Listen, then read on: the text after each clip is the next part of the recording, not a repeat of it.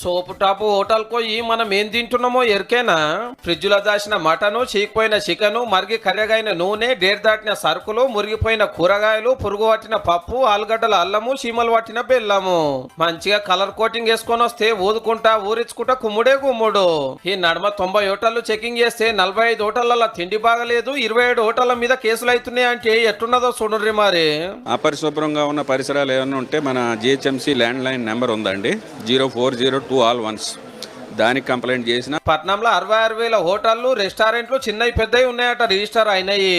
కానీ కూడా బొచ్చడు ఉంటాయి. పేరు పోయిన హోటళ్లు, సెలబ్రిటీలు తినే రెస్టారెంట్లు, పెద్దలు నడుపుతున్న బాలరాల కూడా అధ్వానం ఉందట.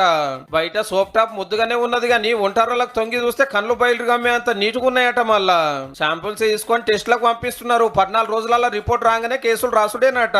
రిపోర్టును బట్టి 5 లక్షల దాకా కూడా జుర్మానా పడుతుందని చెకింగ్ ఆఫీసర్లు చెప్తున్నమాట. మేము వెళ్ళిన దగ్గర